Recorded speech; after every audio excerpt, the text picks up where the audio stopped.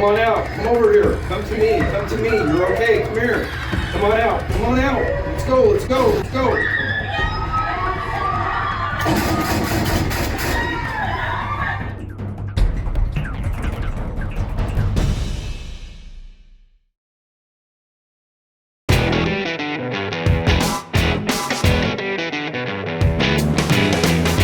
Hi, I'm Joel Persinger. I'm the Gun Guy. Thank you for your support of GunGuyTV. I am super grateful. Okay, this is the last segment of my interview with Dan Reed from the National Rifle Association.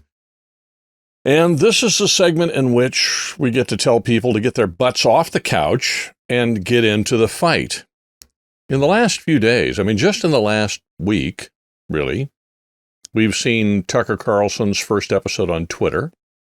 We've seen Fox threaten to sue him for expressing his personal views on Twitter, which I think isn't that protected under the First Amendment? Anyway, we've now seen today, we've seen former President Trump indicted on stuff that just appears to be nonsensical. It's kind of like the whole how many different times are they going to try to throw this guy in jail for stupid stuff? But they are. And we've seen all these other things in the news. You just watch the news, no matter what what political end of the fence you end up on, it just looks nightmarish as if the country's falling apart. And so Dan and I talked a little bit about where we are with our gun rights fight, since he covers several states, where he thinks we're going, and frankly, what we need to do, not just him, not just me, but you, what we all need to do, gun owners together, what we need to do in order to save our country, which we're losing if we don't do something, and save our rights. And we're doing really good at the rights thing, but we could lose them too if we're not super careful. So without further ado, let's go talk to Dan and finish up this, I think, rather compelling interview. How do you think we're doing? Are we, in aggregate, on the whole, do you feel like we're advancing our rights? You feel like we're on the ropes? I've felt like we were on the ropes playing defense for a long time. Are we on offense now? What are your thoughts? Well, you've definitely seen a movement in various parts of the country to continue to shore up any soft spots that the Second Amendment's vulnerable to, right? And that's what's happening when you are passing pro-gun laws. To actively look at, one of the hot topics right now is the credit card coding or financial discrimination, right? And so there's been some active movements to make sure that gun shops, retailers, manufacturers, et cetera, are able to have financing, because that's been a movement by the anti-gun community to basically try and shut off financing to those. So, hey, we're not banning what you can do here. We're just going to simply make it impossible for you to run a business or to conduct business the way that any other business does by offering credit card services or what have you, right? And so we've seen that kind of unique take on gun control. And so there's some offensive things that are happening there. Actually, Governor Hobbs vetoed a bill on financial discrimination a month ago. And so we've seen that. We've seen attacks from California where they're trying to go after, and make firearm businesses taboo, right? Where they're trying to divest from any sort of investments, et cetera. And so it's very multifaceted. I mentioned it's not the discussion that we were having 20 years ago, 30 years ago. It's very much involved. I spend more time, Sam and Rick and I spend time poring over bills, dealing with various restraining orders, various bills looking at misdemeanor, nonviolent type crimes that they're trying to expand as to prohibitors.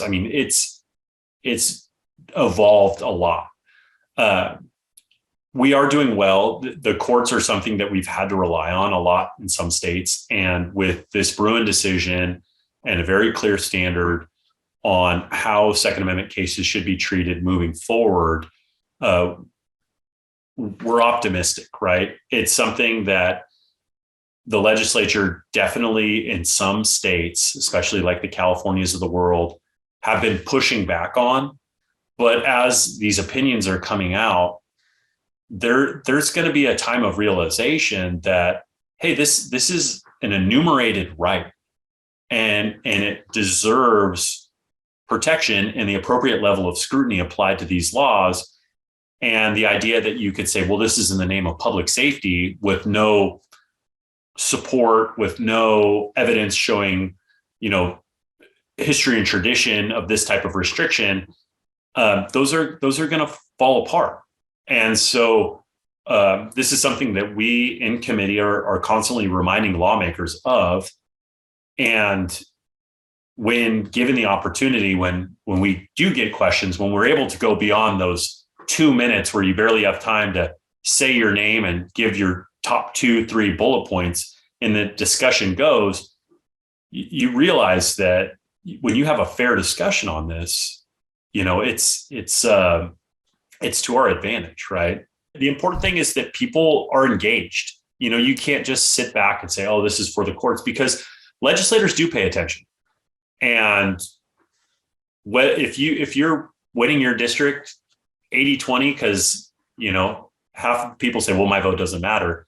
Well, they're like, okay, but if that race is 60-40 or 55-45, that changes. If they get 800, 1,000, 2,000 constituent contacts opposing a piece of legislation, they're going to pay attention to that. Well, they want to get reelected. That's the number one thing. They want to get reelected. I think the other thing too is that I'm going to use myself as an example here, and I'm hesitant to do so, but I'm going to do it anyway. There are more ways. What was that? I said you can edit it out later. I could. I probably won't, but I could. There are more ways to get involved than just donating money, aren't there? Absolutely. So Absolutely. what might those be? Well, if folks want to help, how can they help? What can they do? So I think that being a part of an organization to make sure that you're a voice, the bigger the numbers of the organizations that are up there, obviously that has an impact, right? But to go volunteer, to support candidates, to make phone calls, to make sure that the discussions about firearms are not just taking place at the gun shop where you're in that echo chamber, but to be able to engage, to be knowledgeable, to not be combative. I think that one of the things when I have conversations with people who are either unfamiliar with firearms or maybe have a differing opinion is to listen. Let them tell you about their thoughts. And if you're a good listener and you can help educate them and say, well, hey, how come you support a ban on modern sporting rifles? Tell me about that. What is that? And, don't obviously be condescending about it, but let them explain to you their thoughts and let them get it off their chest and help educate them and say, well, okay, well, how will this impact public safety? Did you know that these are used in a fraction of crimes? Did you know that X, right? Let me tell you how these function. They're not fully automatic, right? And as you educate them in a way and have that discussion that isn't people moving to their corners and becoming combative, I think it helps further the conversation, because this is not a partisan issue. You have gun rights supporters on both sides of the aisle and everywhere in between. And for some people, they just may have not had that exposure. They don't have the knowledge. They're concerned. And when you think about fear and where a lot of fear comes from, it's because of a lack of knowledge. Why are people afraid of the dark? Well, because they can't see what's out there, right? And so helping educate so that they can understand what it is, why it's important. Hey, did you know that firearms are used in self-defense situations, maybe as many as up to 1 million, 2 million times per year? Did you ever think about the way that guns are often studied is we're just looking at the negative impacts? And if we applied that to any other situation, whether it be cars or some sort of cancer drug or whatnot, and we only looked at the people that were dying as a result of using them, we'd have a very different opinion rather than looking at the person who went to work, who took their spouse to the hospital to deliver a baby, or their kid to soccer practice, or the person who was able to go into remission. Though, that changes your whole perspective on things. I think we all have talents. We all have capabilities. The problem is, I think we all have something else too, and we got to stop using them, and those are excuses. We all have reasons and excuses as to why we don't have the time. We can't afford the investment of time and energy and effort. And we're going to rely upon the folks like you, Dan, who are paid full-time by an organization to do this. So I'll just give a little money, and then they'll take care of it. Well, we found out how well that works with the police department. I'm going to give a little money, and they'll take care of it. And then when somebody's breaking down my door, I can call them, and in 10 minutes, they'll show up and find the dead body. The other guys are mine. But if I'm not able to defend myself, it's likely to be mine. At some point or other, we have to take responsibility for defending our own rights and fighting for those rights. I use the word fighting. I'm not talking about physically fighting. I'm talking about doing the kind of work that you do, supporting organizations, joining your local chapter of whatever organization that might be, helping out at events to, wherever those events may be, learning, if you're interested in teaching, learning to be a firearms instructor and showing up at the event that helps the kids learn to shoot. It's endless, but at some point or other, we have to, as gun owners, get off the couch. We're not going to get paid for it. It's going to cost us more.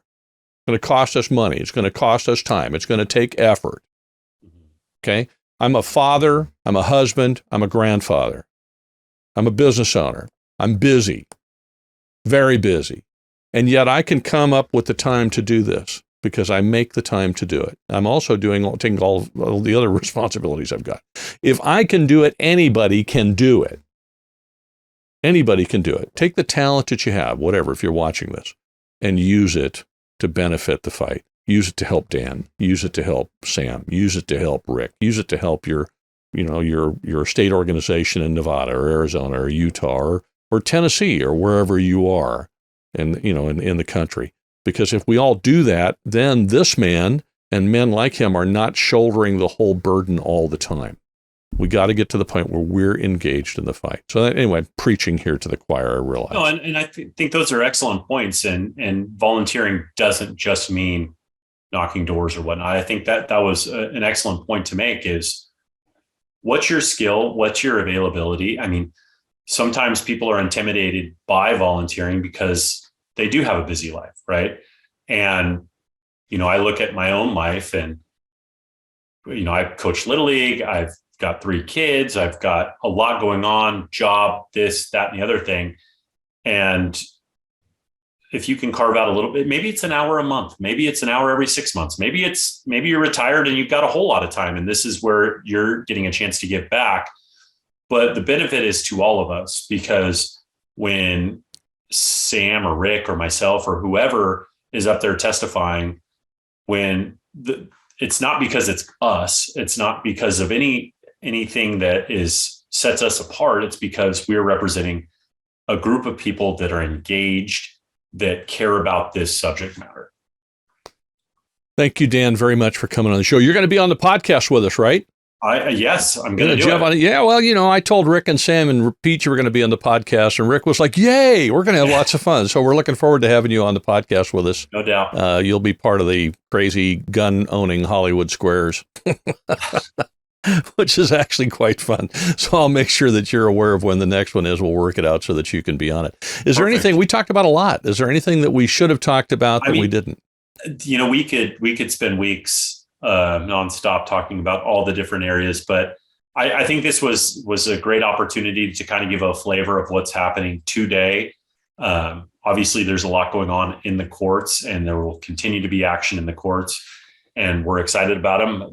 The thing that's unfortunate sometimes about the litigation process is it is very slow and it's very complicated, and there's a whole lot of moving parts where you may see cases like Duncan that were click, click, click, click, click, going all the way up to the Supreme Court, and boom, they're back down at the beginning for briefing in conjunction with Bruin. And so, but no, I appreciate it. I appreciate what you do and getting the word out and allowing people to engage and stay informed, not just by scrolling headlines, but to maybe sit down and hear a little bit more in-depth discussion on various subject matters. And I think it would be great if we could come back and maybe give an update later on this summer when we really see what's getting whittled down in California. The floor deadline is this Friday. And so things are moving. Most of the bills that we anticipated passing have already passed.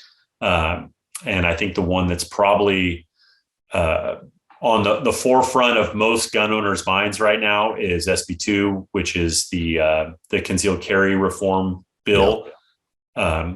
And I think there's a lot of eyes on that. And there's a lot of lawyers out there that are sharpening their pencils on how to move forward there.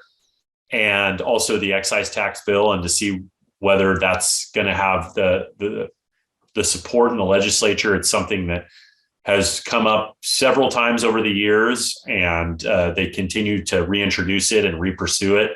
And so we know that California is in a budget shortfall right now, and revenue that they can produce from unique sources is probably something that they have a desire for. So we'll see, but make sure that people are staying engaged with what's going on. Yeah, I think one thing I would point out, just which may not seem painfully obvious, but it kind of is painfully obvious, and that is that these states that are fighting this kind of stuff, that are being dragged tooth and nail and fighting like crazy and gripping onto their oppressive policies, are going to be dragged into compliance with the Second Amendment by force. They're not going to do it because they want to. And so the latest thing is, okay, you had the Bruin decision. We have to issue you a permit to carry, so we're going to make it impossible for you to carry anywhere. And guess what? That's going to die in court. Because there's no possible way that, as a whole, it can possibly survive constitutional scrutiny. It's just going to die. It's going to take time, but it's going to die. And then what are they going to do? Well, maybe the next thing is, well, okay, well, you can have a permit, but they said we could require training. So we're going to require 6 days of training. It's going to cost you $10,000. They're going to try to price you and train you and irritate you and requirement you to death so that you can't exercise the right. I think we have to steel ourselves for the fact that this fight is not over. It's not going to be over anytime soon. We're going to win it one piece at a time. And sometimes it is going to feel like, and it does feel like, we take 2 steps forward and 3 steps back, and 2 steps forward and 3 steps back. But sometimes we take 4 steps forward and 1 back. And so, over time, we're moving it forward. That's what I'm seeing. The important thing is that folks don't get so discouraged that they fail to see the victories when they're right in front of their face. So I can tell you, in California, we're having a lot of victories. We're also getting, shoved back a lot, but we're going to win. And yes, absolutely, Dan, please come back on the show again. You've been a joy. I'm really grateful to have you as a guest on the show. I hope you will come back many times. And certainly, if you have something that we need to know about, let me know. Don't wait for me, because sometimes I'm a little slow on getting involved. Okay? Yeah, no doubt. Thank you very much for being on the show. Thank you so much, Joel. Thank you again for all of your support of GunGuyTV. I'm just super grateful for everything you do. Please do check us out on Twitter. We are posting all of the videos there now. So the whole show, GunGuyTV show, and the podcast and everything is over on Twitter. So if you're not supporting me there and following there, I urge you to do so. And then if you'd like to support the channel and get some exclusive content, you can do that at GunGuyTV Crew. And it's easy. Go to GunGuyTVCrew.com, or you can just go to Locals or Patreon if you're on either one. You'll find GunGuyTV there. Have a great week. I do have an interview coming up with Monty Bowen from Gun Owners of America. He covers Washington and Oregon. That'll be coming up in the next couple of days. So we'll talk about the terrible fight for our rights in those 2 states. They've just gone completely bonkers. But I'll save that for the interview with Monty. Look for that coming up soon. Have a great week. And wherever you go, whatever you do, stay safe.